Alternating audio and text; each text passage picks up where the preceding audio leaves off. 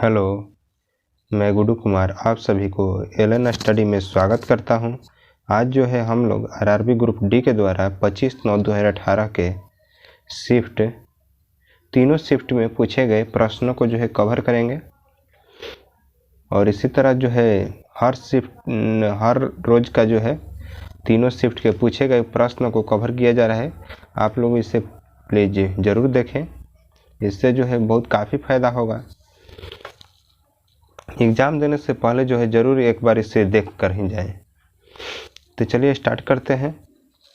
कह रहे कि मणिपुरी किस मार्शल आर्ट की एक शैली है।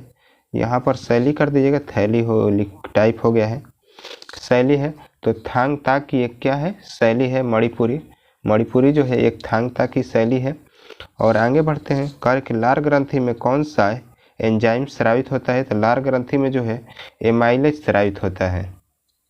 एमाइलेज जो है लार ग्रंथि में स्रावित होता है। आगे बढ़ते हैं। वेग और समय के गुणनफल को क्या कहेंगे। तो वेग और समय के गुणनफल जो प्राप्त होगा उसको क्या कहेंगे। तो ये विस्थापन होगा, ध्यान रखिएगा, विस्थापन होगा। कार्य किस प्रकार का प्रजनन जो है प्रजनन विशाल विविधता ला सकता है। तो ये लैंगिक प्रजनन जो है विशाल विविधता ला सकता है। लैंगिक प्रजनन जो है विशाल विविधता ला सकता है। आगे देखते हैं। कार्य कि FeCuSO4, तो यहाँ पर क्या हुआ रिएक्शन के बाद कि FeSO4 यानी फेरस सल्फेट और कॉपर जो है बाहर निकल गया है। तो कि इस अभिक्रिया यह किसका एक उदाहरण है, यानी कौन सी अभिक्रिया है। तो ये देखिए यहाँ पर फेरस जो है कॉपर को हटाकर जो है अपने सल्फेट के साथ बैठ गया है, यानी प्रतिस्थापित कर दिया है, विस्थापित कर दिया है। इसी को जो है विस्थापन अभिक्रिया कहते हैं। इसको क्या कहते हैं, विस्थापन अभिक्रिया कहा जाता है। चलिए आगे की तरफ देखते हैं।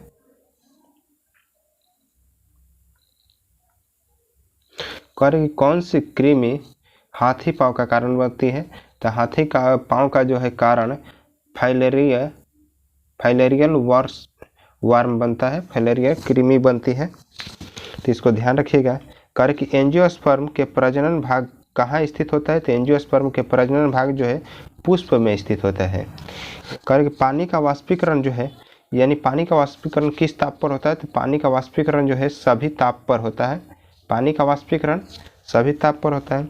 करें कि सूर्य द्वारा उत्सर्जित हानिकारक विकिरण कौन सी होती है। तो सूर्य द्वारा उत्सर्जित हानिकारक विकिरण जो है पराबैंगनी विकिरण होता है, पराबैंगनी विकिरण, ध्यान रखिएगा। आगे देखते हैं। तो कह रहे कि एक बंदूक जो कि 12 ग्राम द्रव्यमान का है, द्रव्यमान की गोली जो है, एक बंदूक से 12 ग्राम द्रव्यमान की गोली दागी जाती है और गोली को बैरल से बाहर निकलने में 0.006 सेकंड का समय लगता है। तो इसका वेग 300 मीटर पर सेकंड है। तो बंदूक द्वारा बुलेट पर आरोपित बल कितना होगा, यानी हमें फोर्स निकालना है कि गोली जो है कितना बंदूक पर लगा रही है, दाब बल कितना लगा रही है। तो देखिए यहाँ पर जो है मास हमें दिया है, यानी द्रव्यमान जो है हमें 12 ग्राम दिया है। तो इसको जो है केजी में जब बदलेंगे मास को, तो 12/1000 हो जाएगा। और इस यहाँ पर समय और ये वेग दिया है, तो त्वरण निकालेंगे यहाँ पर देख लेते हैं कि एक्सेलरेशन बराबर जो हो जाएगा वो 300 × 1000 बटा में 6 कर सकते हैं। तो यहाँ पर देख लीजिए 6 × 5 = 30 हो जाएगा, यानी 50 मर्थ में कट रहा है, यानी कितना हो गया 50,000 हो गया एक्सेलरेशन। तो यहाँ पर m बराबर 12/1000 है। तो फोर्स बराबर होता है कि m × a होता है, यानी द्रव्यमान × त्वरण होता है। तो द्रव्यमान कितना है 12 × 1000 गुणे एक्सेलरेशन कितना है, तो 5000 है, 50,000 है। तो ये 3 जीरो से जो है 3 जीरो कट जाएगा, 1 जीरो रह ही जाएगा। तो ये 12 × 5 = 60 करेंगे, तो ये 600 न्यूटन का जो है हमें बल प्राप्त होगा। कह कि तांबे और जस्ता के साथ कांस्य बनाने के लिए किस तत्व को जोड़ा जाता है। तो टीन को जोड़ा जाता है, जिसका संकेत जो है एसन होता है। आगे चलते हैं। कह कि 30 kg भार की एक वस्तु को जो है 5 मीटर पर सेकंड के एक समान वेग के साथ आगे बढ़ रही है, तो वस्तु द्वारा प्राप्त गतिज ऊर्जा कितनी होगी। तो गतिज ऊर्जा बराबर आप लोग जानते हैं काइनेटिक एनर्जी बराबर कि 1/2mv² होता है। m का मान जो है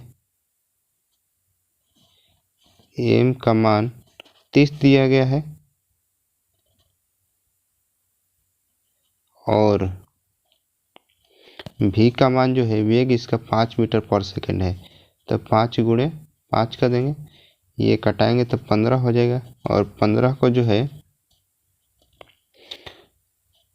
15 × 5 = 75 और 75 को 5 से गुणा करेंगे तो 375 जूल हो जाएगा।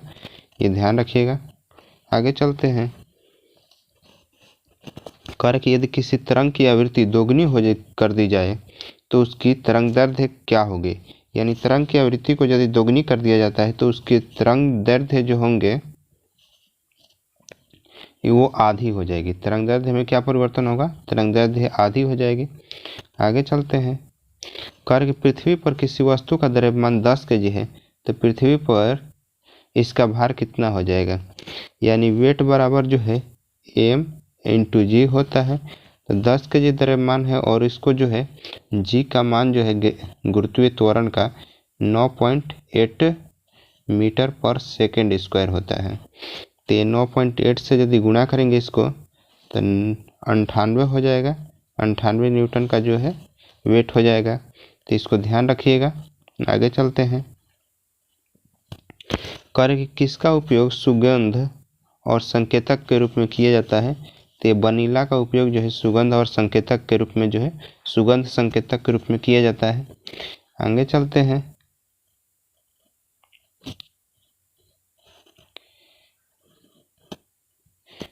ये तो दोनों करंट अफेयर है, इसको छोड़ देते हैं। कर कि यूनेस्को की विश्व सूची में शामिल कंचनजंगा बायोस्फीयर रिजर्व किस प्रदेश में स्थित है। तो ये सिक्किम में है। कंचनजंगा बायोस्फीयर रिजर्व जो है ये सिक्किम में है। आगे देखते हैं। कर कि शुभांगी स्वरूप किसमें महिला पायलट के रूप में भर्ती होकर ऐसा करने वाली प्रथम महिला बनी है। तो ये भारतीय नौसेना में जो है शामिल हुई है शुभांगी स्वरूप। और नौसेना दिवस जो है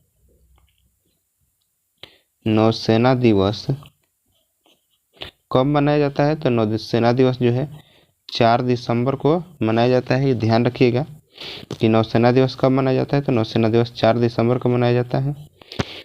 आगे चलते हैं। करें कि भारत का पहला डिफेंस इंक्यूबेटर किस शहर में स्थापित किया गया है। तो हैदराबाद में है। हैदराबाद में जो है स्थापित किया गया है। आगे चलते हैं।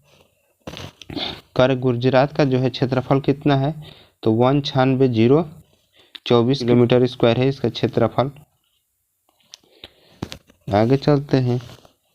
कर प्रसिद्ध फुटबॉल खिलाड़ी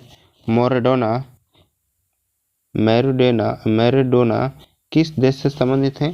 तो मैराडोना जो है अर्जेंटीना से संबंधित है। मैराडोना कहाँ से संबंधित है। तो अर्जेंटीना से। आगे चलते हैं। कह रहे कि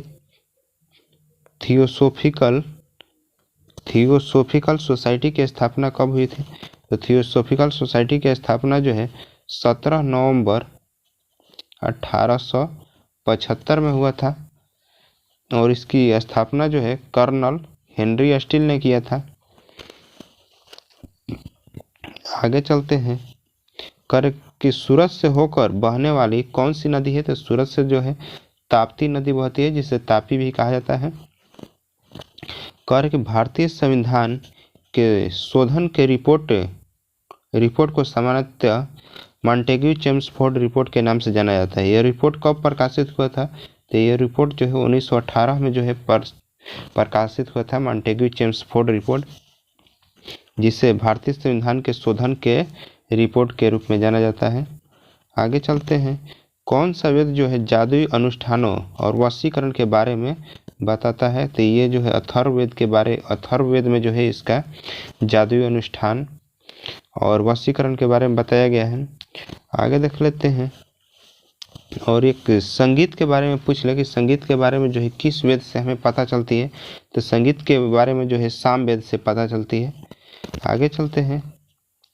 कर की परमाणु संख्या 56 वाला तत्व जो है किस ब्लॉक से संबंधित है, तो परमाणु संख्या 56 वाला तत्व जो है एस ब्लॉक से संबंधित है, जिसे बेरियम कहा जाता है। परमाणु संख्या 56 वाले तत्व को क्या कहते हैं, तो बेरियम, जो एस ब्लॉक से संबंधित है। कर की कार्बनिक पदार्थ के विघटन द्वारा पृथ्वी की सतह के नीचे निर्मित ईंधन को कौन से ईंधन कहा जाता है, तो पृथ्वी के नीचे निर्मित ईंधन को जो है जीवाश्म ईंधन के रूप में जाना जाता है। आगे देखते हैं। भारतीय अर्थव्यवस्था को गति देने वाले परिवहन का मुख्य साधन क्या है, तो ये रेलवे विभाग है, जो कि भारतीय अर्थव्यवस्था को जो है गति देने वाला परिवहन के रूप में कार्य करता है। आगे चलते हैं। किसी भी प्रमुख प्रतियोगिता में भाग लेने वाला सबसे युवा भारतीय गोल्फर कौन है, तो शुभंकर शर्मा है। शुभंकर शर्मा है, सबसे युवा भारतीय गोल्फर है। अब देखते हैं शिफ्ट 2 में 25/9/2018 के शिफ्ट 2 में पूछे गए क्वेश्चन। तो करें पौधे में जो है फ्लोएम का कार्य क्या होता है, तो पौधे में फ्लोएम जो है भोजन का संचालन करता है, यानी भोजन का जो है परिवहन करता है। पत्तियों से भोजन को जो है सभी पार्ट में बांटता है। और वहीं पूछ दे कि जाइलम का क्या कार्य है, तो जाइलम जो है जड़ से जो है पानी को पत्तियों तक ले जाने का कार्य करता है, यानी उसका जो है जल का परिवहन का कार्य है। आगे देखते हैं। कर द्रव्यमान और वेग के गुणनफल को क्या कहते हैं, तो द्रव्यमान और वेग के गुणनफल को जो है संवेग कहा जाता है। आगे देखते हैं। कह रहे कि 12 वोल्ट की बैटरी के साथ 0.2 ओम, 0.3 ओम और 0.4, 0.5 और 12 ओम के प्रतिरोध श्रृंखला में एक साथ जुड़े हुए हैं। 0.3 ओम के प्रतिरोध से के माध्यम से जो है कितना धारा प्रवाहित होती है। जब श्रृंखला में जुड़े रहते हैं तो इसको क्या किया जाता है कि सीधे जोड़ दिया जाता है, यानी आर इक्विवेलेंट निकालने के लिए जो है आर इक्विवेलेंट निकालने के लिए इसको क्या करते हैं कि सीधे जोड़ देते हैं सभी को। तो ये जोड़ेंगे तो हमको प्राप्त हो जाएगा, यानी 1.4 इससे प्राप्त हो रहा है 13 पॉइंट जो है 4 प्राप्त हो रहा है। और कर 12 वोल्ट की बैटरी के साथ जुड़ा जा रहा है। देखिए समानांतर कर ये श्रृंखला में क्या होता है कि सभी जितने भी ओम श्रृंखला में जुड़े होते हैं, देखिए श्रृंखला में क्या होता है कि जितने भी प्रतिरोध जो है श्रृंखला में जुड़े होते हैं उसमें जो है धारा का प्रवाह सेम होता है। वोल्टेज उसमें कम ज़्यादा होता है, लेकिन धारा का प्रवाह जो है सभी प्रतिरोधों के बीच सेम होता है। तो ये 0.3 कहे या 0.4 कहे या 0. कितना भी कहे या 12 ओम से भी कहे कितना धारा प्रवाहित हो रहा है, तो उससे जो है सेम ही होता है। तो इसको निकाल लेंगे। देखिए आर इक्विवेलेंट बराबर आया था हमारा कि 13.4 आया था, और भी बराबर जो है आई आर होता है ओम के नियम के अनुसार। भी दिया है 12 और आर का मान जो है 13.4 आ रहा है। तो यही जो आई का मान होगा वो 0.3 के बीच भी इतना ही लगेगा। तो ये आप निकाल लीजिएगा, इसको भाग देकर ये इतना ही आएगा। 0.895 एम्पियर की धारा का प्रवाह होगा। इसको जब हल कीजिएगा तो इसको हटा देते हैं पॉइंट को और यहाँ पर 10 बैठा देते हैं। अब भाग देकर देख लीजिएगा।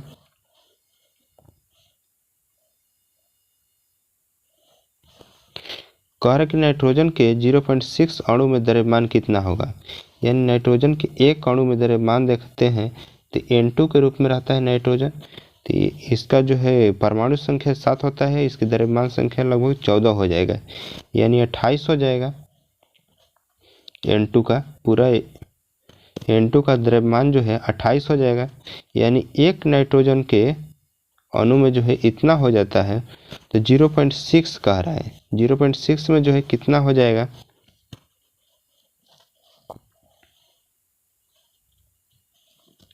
तो 0.6 में जो है इसको गुणा कर देंगे 0.6 से, तो आपको जो है 16.8 ग्राम आ जाएगा। ग्राम नहीं एमयू लिखेंगे, एमयू में इसका द्रव्यमान होगा। यहाँ पर भी एमयू ही होगा, एटॉमिक मास यूनिट के रूप में। कार्य के द्रव्यमान और त्वरण का गुणनफल जो है क्या होता है, तो द्रव्यमान और त्वरण के गुणनफल को जो है गुणनफल को बल कहा जाता है। यानी बल बराबर होता है द्रव्यमान इंटू त्वरण होता है, जिसे हम फोर्स बराबर F बराबर m इंटू ए लिखते हैं। आगे चलते हैं।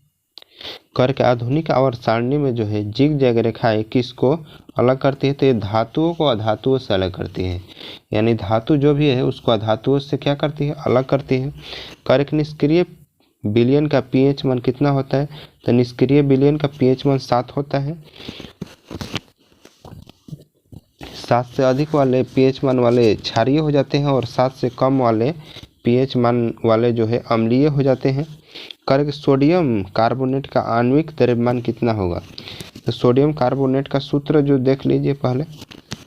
देखिए सोडियम कार्बोनेट का जो है सूत्र क्या होता है, तो सोडियम कार्बोनेट का सूत्र जो है Na2CO3 होता है। यानी सोडियम की परमाणु संख्या जो है 11 होता है और इसकी द्रव्यमान संख्या जो है 23 होता है। और ये 2 गो है तो 2 से गुणा कर देंगे, प्लस कार्बन जो है 1 है तो इसकी द्रव्यमान संख्या 12 होता है, प्लस करेंगे। ऑक्सीजन का जो है परमाणु संख्या 8 और द्रव्यमान संख्या 16 होती है, ये 3 है। तो यहाँ 23 गुना करेंगे 46 हो जाएगा, प्लस 12 प्लस 48, इसको जोड़ेंगे तो 8 यानी 6 हो जाएगा। 4 4 8 1 9 1 हासिल, यानी 116 जो है इसके सोडियम कार्बोनेट में आणविक द्रव्यमान जो है यानी अणुओं का द्रव्यमान जो है 106 हो जाएगा। 116 नहीं 106 सॉरी। कर के दाब का एसआई इकाई क्या होगा, तो दाब का एसआई इकाई जो है पास्कल होता है, इसको ध्यान रखिएगा। कर कौन सा ऊतक जो है मृत कोशिकाओं के संयोजन से बना है, तो यह स्क्लेरेंकाइमा होता है जो कि मृत कोशिकाओं के द्वारा बना होता है। स्क्लेरेंकाइमा कैसी कोशिकाओं के द्वारा बना होता है, तो मृत कोशिकाओं के द्वारा बना होता है। यदि यही पूछ ले कि पौधे का जो है कौन से ऊतक के कारण जो है पौधे कठोर होता है, तो ये भी क्या हो जाएगा, उसका भी आंसर जो है स्क्लेरेंकाइमा ही होगा, क्योंकि स्क्लेरेंकाइमा के कारण जो है पौधे के बाहरी भाग जो होते हैं वो कठोर हो जाते हैं। और पूछे लचीलापन किसके कारण होता है पौधे में, तो वो जो है कोलेनकाइमा के कारण होती है। कोलेनकाइमा के कारण जो है पौधे में लचीलापन होता है। आगे चलते हैं। कर कि माँ के शरीर के अंदर जो है बच्चे का विकास यानी मनुष्य के लिए कहा गया है लगभग कितने महीने तक लगते हैं बच्चे के विकास होने में, तो 9 महीना लगता है। आगे देखते हैं। जीवाश्मों के अध्ययन को जो है क्या कहा जाता है, तो जीवाश्म विज्ञान कहा जाता है जीवाश्मों के अध्ययन को। कह रहे कि कौन से परमाणु का आयतन जो है सबसे कम होता है, तो सबसे कम आयतन जो है कह रहे कि कौन से परमाणु का आयतन जो है सबसे कम होता है, तो हीलियम परमाणु का जो है आयतन सबसे कम होता है।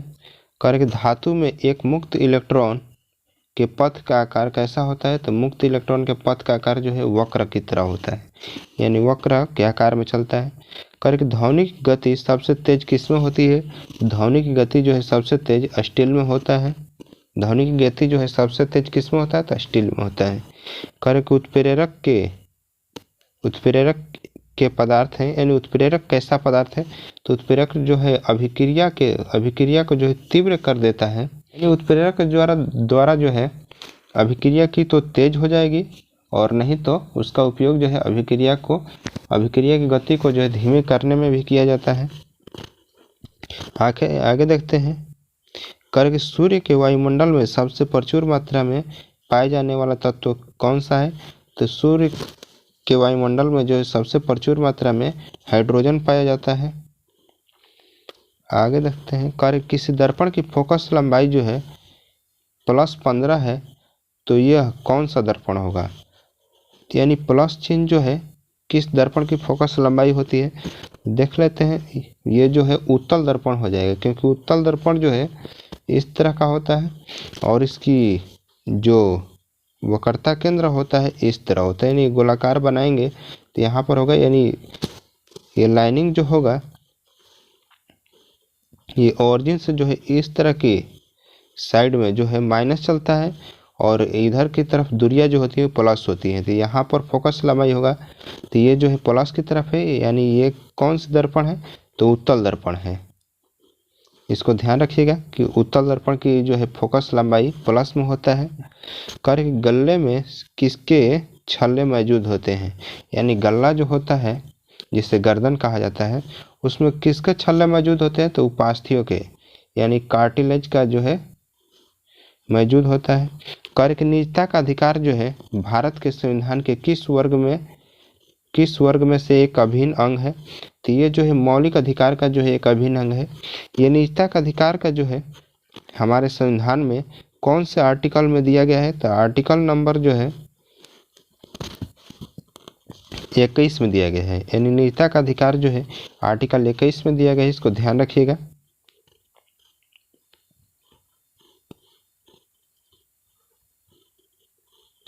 कर की 27 अक्टूबर 1605 को जो है फतेहपुर सीकरी में किसकी मृत्यु हुई, जिन्हें आगरा के सिकंदरा में दफनाया गया था, तो ये सम्राट अशोक की मृत्यु हुई थी, जिसे आगरा के सिकंदरा में जो है दफनाया गया था।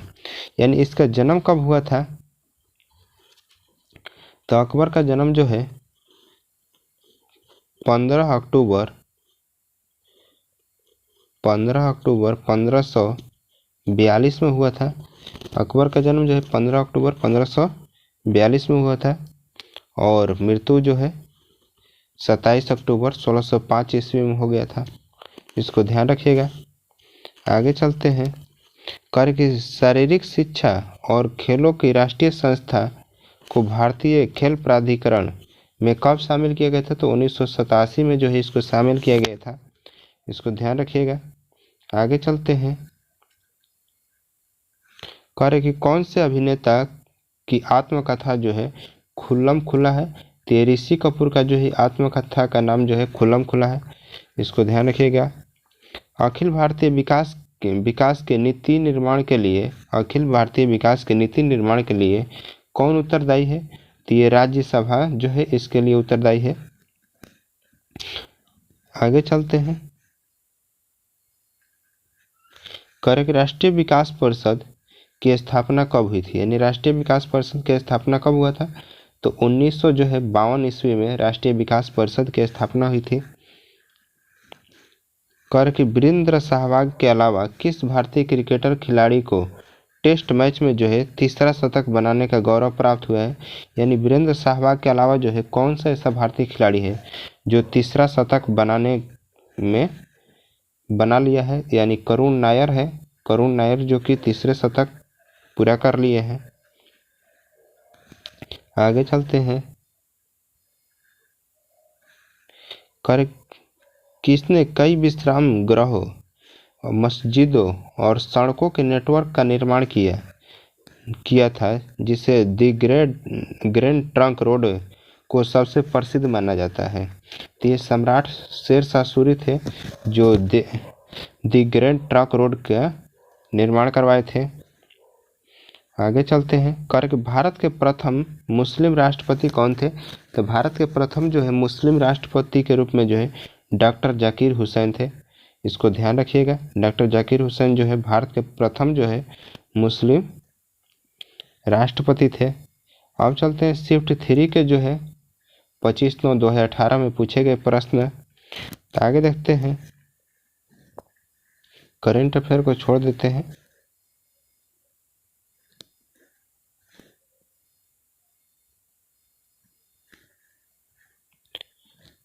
कर के बाहुबली फिल्म श्रृंखला में जो है भलाल देव का चरित्र का अभिनय करने वाले अभिनेता कौन है, तो ये राणा दंगुबाटी है। राणा दंगुबाटी जो है ये भलाल देव के चरित्र का अभिनय किए थे। इसको ध्यान रखिएगा। कर के टेस्टोस्टेरोन जो है एक नर सेक्स हार्मोन है। यह किससे संश्लेषित किया जाता है, तो ये वृषण से, यानी मनुष्य के जो है वृषण से संश्लेषित किया जाता है।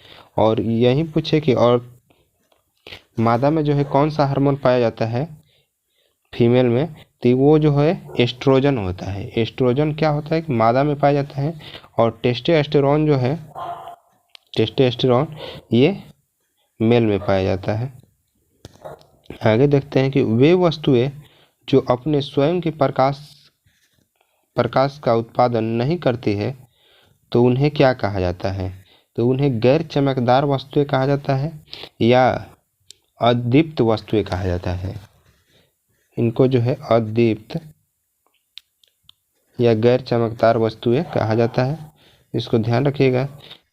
जिस तरल का उपयोग वर्तमान में किया जाता है उसे कहा जाता है